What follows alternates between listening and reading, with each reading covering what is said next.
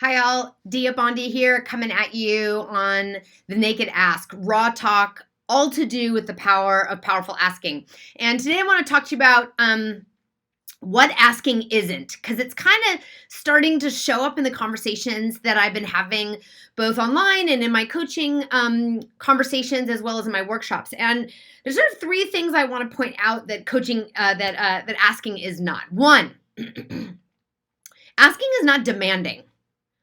Asking, even if you're asking really big, asking is still a request. And so it's really important that you respect it and treat it as such, meaning the energy or the intention behind the ask, although of course it needs to be very solid and very direct and very clear, it is also in the spirit of making a request and infusing that request with curiosity about the answer that you're going to get back. It is not a demand. So when I am standing on stage as an auctioneer, since this is all rooted in what I've been learning about asking from the world of auctioneering, is that I'm making a request of the audience for a particular price for an item I'm either auctioning off or a direct request for a contribution, and I'm waiting to see the answer and then responding with my next answer. It is a dance. It is not a demand.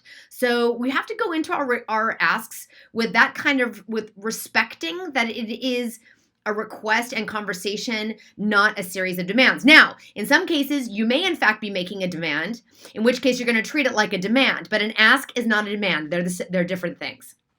So there's number one. Number two, it is not a request without shared purpose.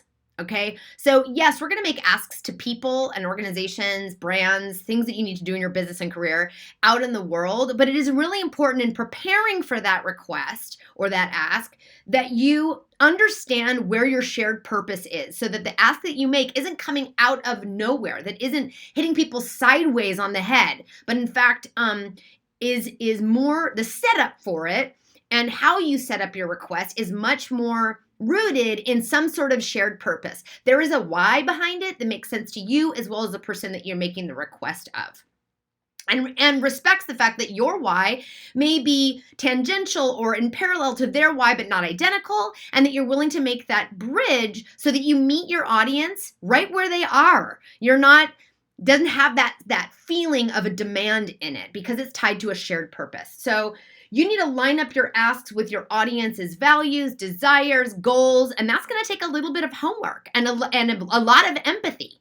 So in auctioneering, in fundraising auctioneering, the folks in my audience, they know why they're there. They're there for a fundraiser, and they bought a ticket to the event because the thing that we're doing in that fundraiser is aligned to their own values, desires, and goals, the way that they want to express their own gratitude and how they can live their values through their giving and donation, whether it's just through a ticket or just through a direct donation during the fund in need, or if it's actually through getting into a competitive bidding situation and actually buying something in a live auction. So that audience has already been very nurtured and very curated before I actually go to make my ask. And you're going to need to do that too.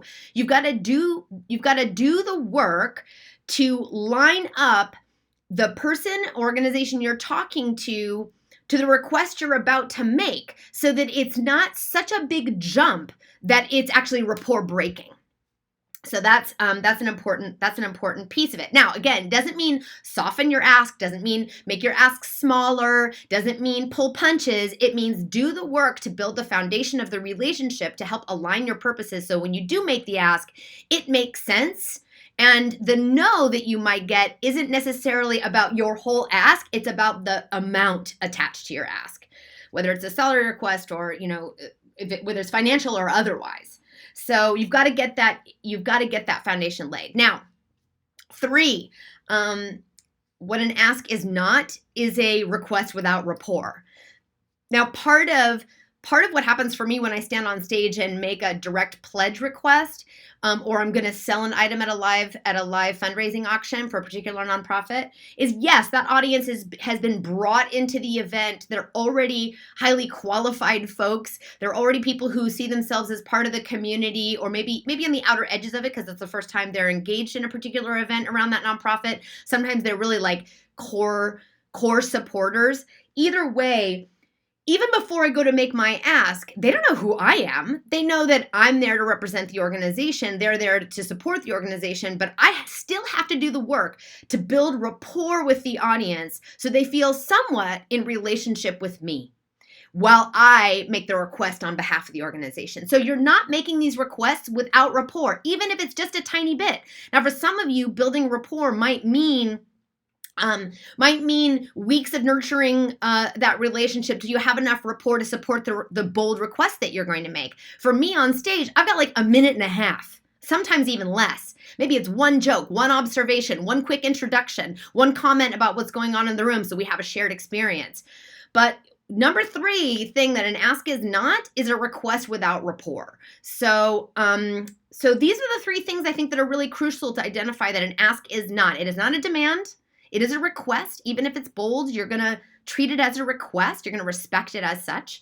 2, it is not a request without shared purpose. You've got to understand your why and the askee's why, your audience's why, and see how they can line that up to support the bold and courageous ask that you might get a no to, but the no is attached to the amount, not necessarily the ask itself.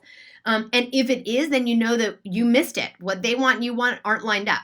And then lastly, it is not a request without rapport. Even if you have that shared purpose, you're going to do some rapport building in order to also support the boldest ask you can possibly make so that the request makes sense, but we can still slice and dice the amounts and all of the nuances within the ask and negotiate to a point that's mutually agreeable for both parties.